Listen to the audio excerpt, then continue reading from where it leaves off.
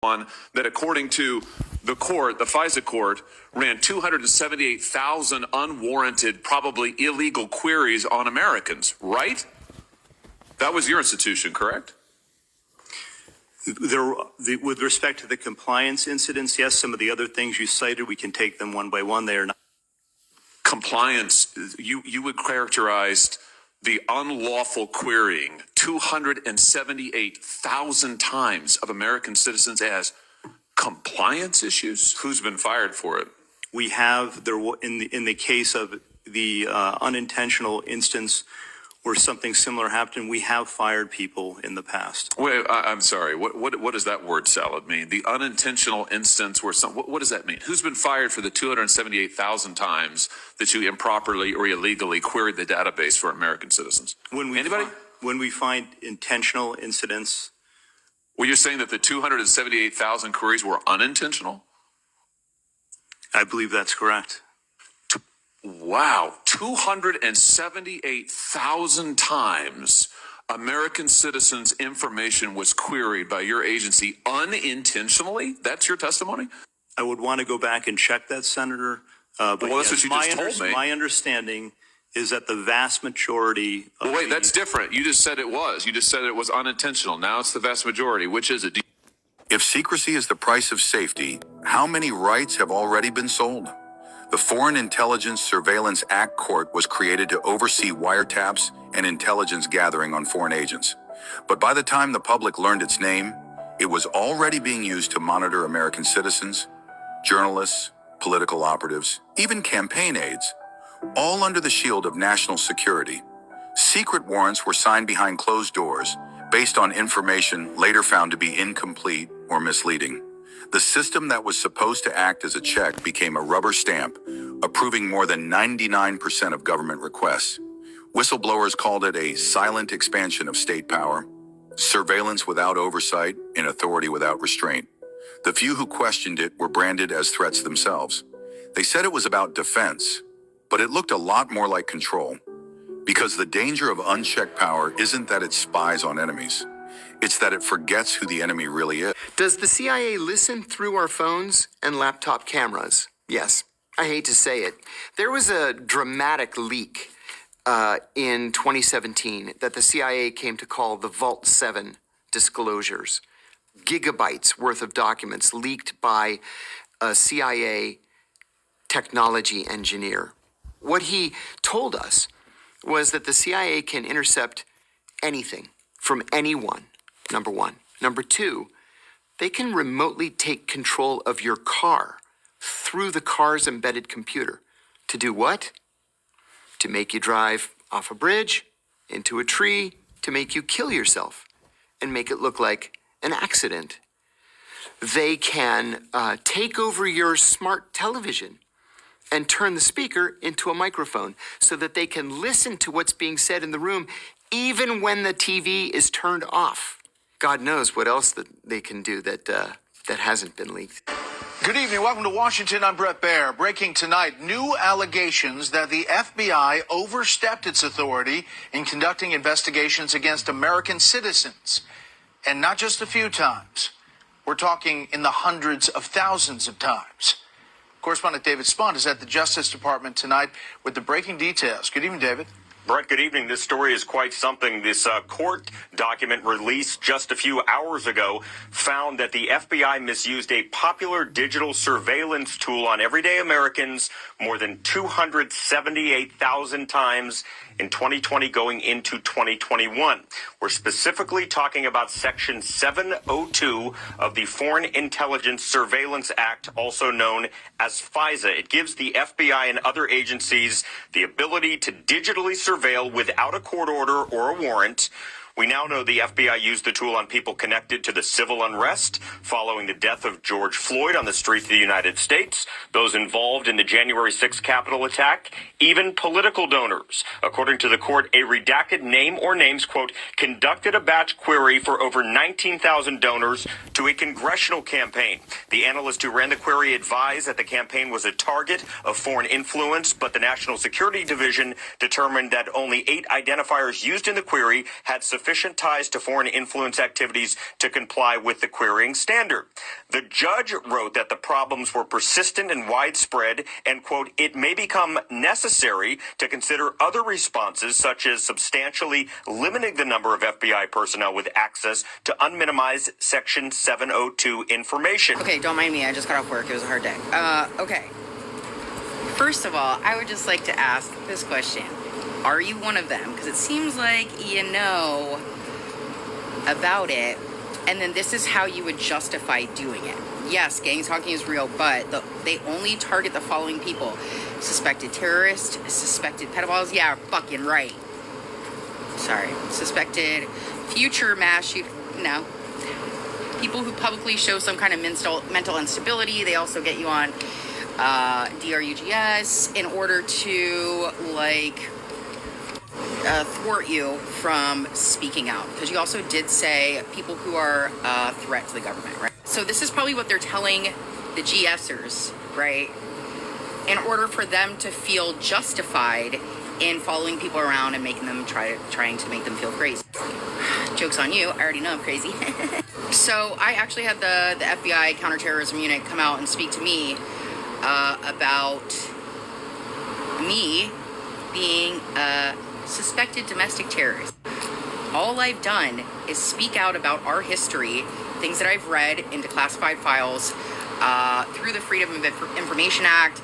I'm very strict on, number one, not taking anyone's word for what I'm hearing, going and looking at it myself and looking at documents that I would deem reputable, meaning they are on a government website, the Library of Congress, the CIA website, FBI website, and the documents through Freedom of Information Act or WikiLeaks. Although at this point I think maybe WikiLeaks could be corruptible, or corrupted, but I caught it right when it came out. The P3DOs, yeah, right. And I'm going to tell you, in theory, you would think that that's true. But in reality, like, I've tried to, like, one time my girlfriend had her 16-year-old daughter was raped by this dude. He, like, drugged her and raped her. And she was a teenager. He was an adult. And there were several other teenagers that this had happened to. And we couldn't get them to do anything with this guy. We went and got a rape kit done at the hospital. Like, everything was legit. The mass pew-pews, I want to tell you, I started looking into them. The first 6 all had either one or both parents that worked for the government. And the other thing that they all had in common was that they were all on psychotropic meds, which I'll agree with you. You said that as well. And never in the history of man have children mass unalived other children. And it's only happening in America. And what is sanity, really, at this point? You know, if you're sane in this world, is that sanity or is it complacency? You said so.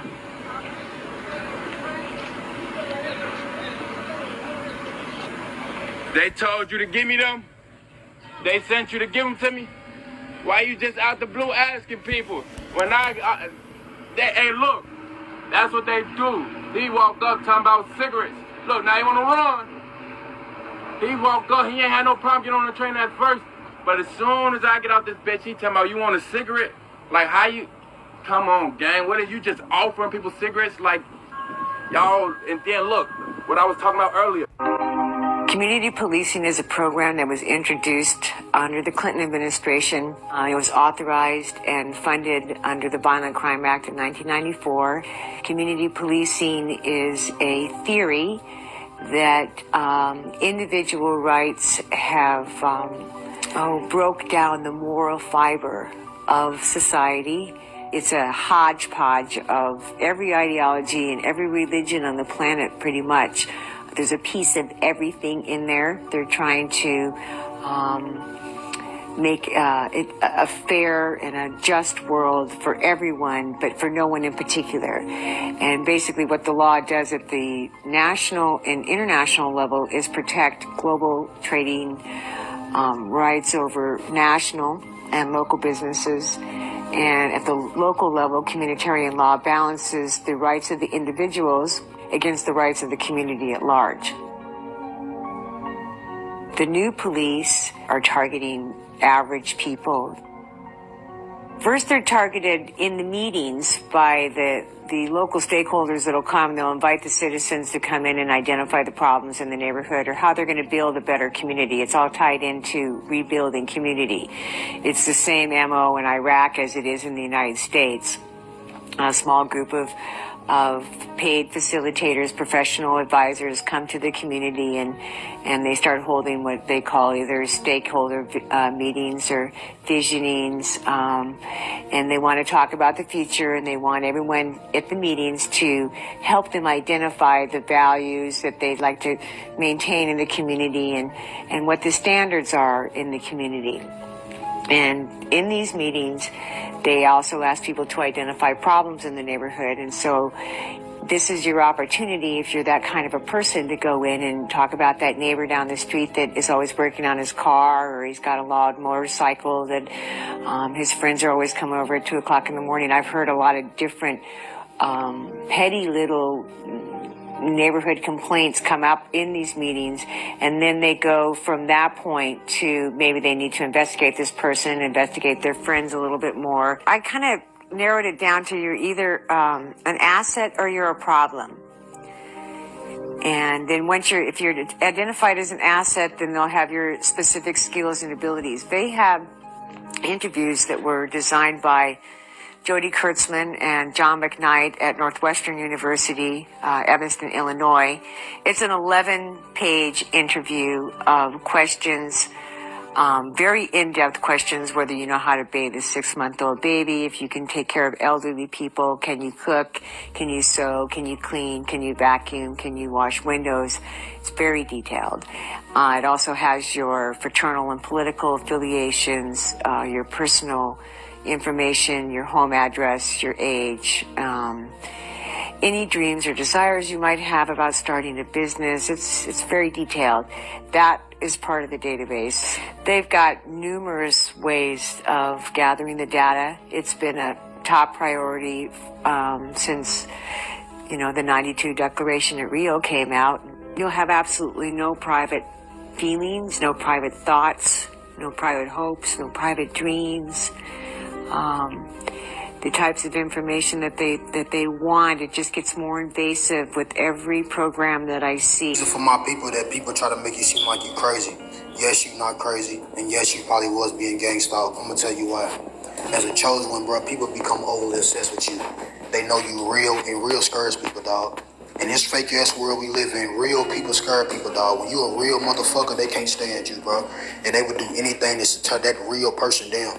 If it means gang stalk you, if it means watch everything you do, if it means watch your comings and goings, when it comes to weird ass neighbors, weird ass motherfuckers you don't even know, they'll watch your comings and goings. They'll play it off like they ain't watching you. And the moment how you know, this is how you guarantee you know somebody's watching you. I'm just gonna break it down for you. Family, fake ass friends, and especially neighbors. When you start adjusting your schedule, adjusting what you're doing, and you see a motherfuckers adjusting to how you start moving differently, they definitely told on themselves. They told on themselves right, because they really don't want you to know. They want you to know, but they don't want you to know. So they'll play it off and act like, you know what I'm saying, just coincidentally, they popping up when you pop up. It's not no coincidentally. Now, sometimes here and there, it might happen, especially when you got neighbors or something like that, but not every time. Every time you come outside and, they just appear right there magically or whatever it is, they watch you, they monitor you, but they monitor spirits, bro. And they ain't got nothing really going on. They ain't got no motherfucking life, and this is the shit they do. You know what I'm saying? Now, when they come to fake ass family, people that you left behind and people you cut off, they'll be sitting flying monkeys in your life to see where you living at, see what you driving, see where you working at, see what business you got, see what you opened up. The reason why they do that shit is because they hoping to get some dirt on you, hoping to get some shit on you, hoping to see your failure, hoping to see that you broke, hoping to see that you falling. And if they don't see no signs of that, they try to go harder. They see, and one thing that you got to understand, gangstalkers, bro, people who try to team up and go against you, they want you in fear. That's why you got to be 10 steps ahead. God put you 10 steps ahead of these people because they don't even understand what they're doing. They want you in fear because they fear you, bro. You feel me? You bold as a fucking lion. The righteous is bold as a lion, bro. You are bold out here, bro. You feel me? A lot of motherfuckers really can't step to you. They already know they got to come in the group. They need help. They need help coming to you because you fucking bold. They can't stand next to you, bro. They can't. See, what people don't understand is they show you your power. Why do they show you your power? Because anytime you attack me, anytime you attack somebody who ain't even bothering you, gang, and you come in a group, you already show that person's power. You weak. You already showed me how weak you are. You don't have to explain nothing no more. You ain't gotta talk shit. You ain't gotta do none of it. The moment you come for a person who ain't did shit to you and you come in a group, you a weak person, bro.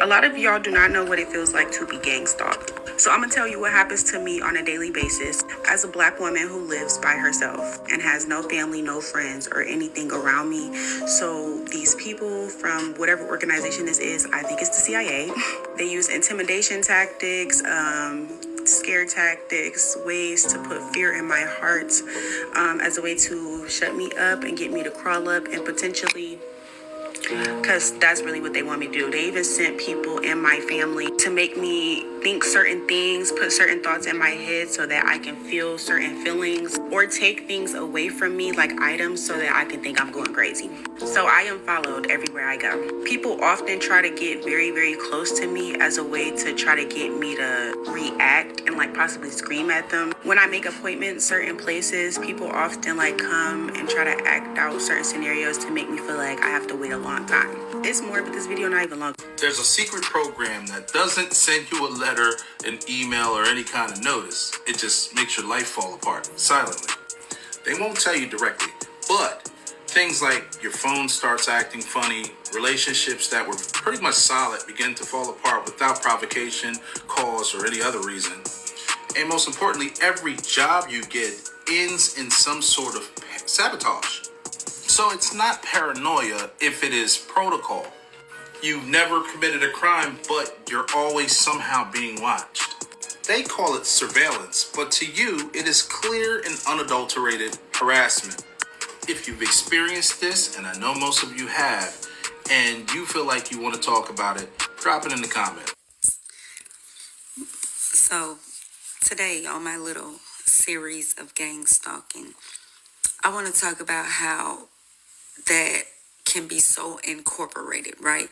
Because a lot of people look at gang stalking like, oh, it's just people following you around in cars.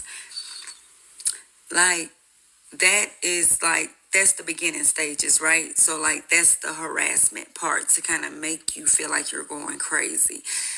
But it be like, it gets so much more involved than that. Like, they end up having to move people around with you because these people who become your neighbors, they're the ones doing. I caught my neighbor. Now I get off work at 3:30, 4 o'clock in the morning. Why the fuck you up in the kitchen looking at your motherfucking blinds? And then maybe you thought I didn't see you, but I seen her jump back, whether it was her or her baby daddy. And for me, it was just like, for one, that shit's weird. It's weird. Like, I get it. Like, the people who do the gang stalking, they're always in, like, they're either on drugs or they be in a fucked up situation. And then you will notice that when they come around you, you will start to see the improvement of their life because you are that improvement of their life. Like, people take gang stalking so personal. I don't. I realize that this shit is coming from people with no, like, consciously, they're not there. Spiritually, have none. So for them, they really think they're doing some type of justice. Like, they think they're helping. Like, they think they're helping watch somebody who commits crimes or something. And they automatically have this hatred for you because they're trying to figure out what is so special about you. Because while they've told them, oh, they probably, if you have kids, oh, they've told them you do drugs, you're a prostitute. They've spun some type of magnificent story for them. And a lot of people fall for those stories and they actually believe those stories. And, you know, it's not for me to clear up because why would I tell you my business just to prove a point to you? Who are you? I don't even care about you. I don't even recognize you in my day to day. Only reason I recognize you is because spiritually, I'm just in tune, so I know you in my business all the time. I know I don't believe in coincidences, any of that. So it'd be like, just be. I think a lot of people get gangsta up, move to smaller towns because bigger cities, it's a little bit more hectic, right? But smaller towns, they aren't any better because everybody knows everybody. So, baby, they're holding meetings about you. And they have the town convinced that you're like this new criminal that has moved to their town.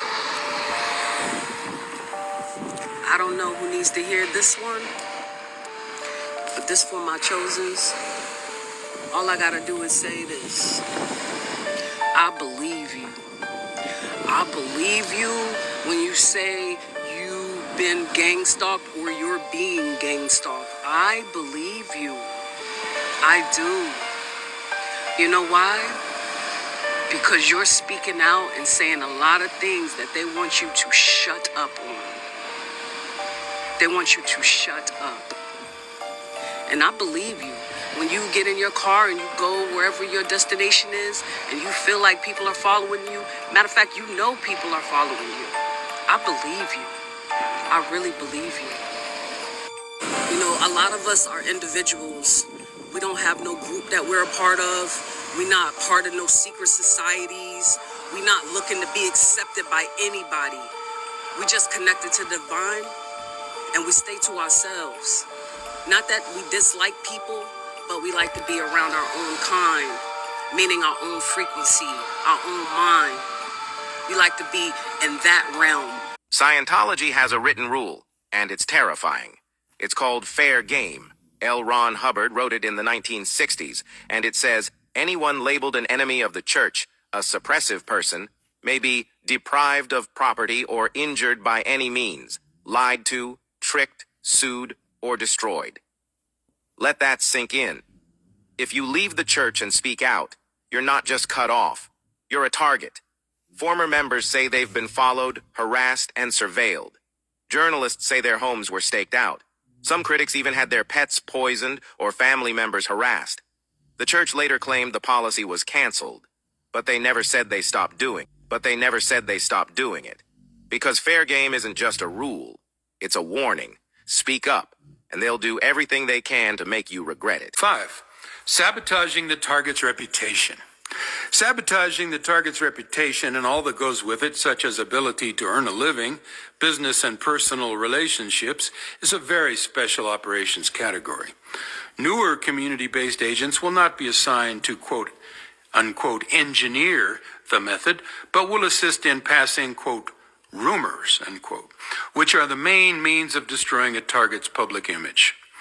Rumors consist mainly of lies. However, in order to secure cooperation of specific members of the community to participate in the punishment phase, additional information keyed to appeal to the patriotic or community service sense of such community members may be used as well.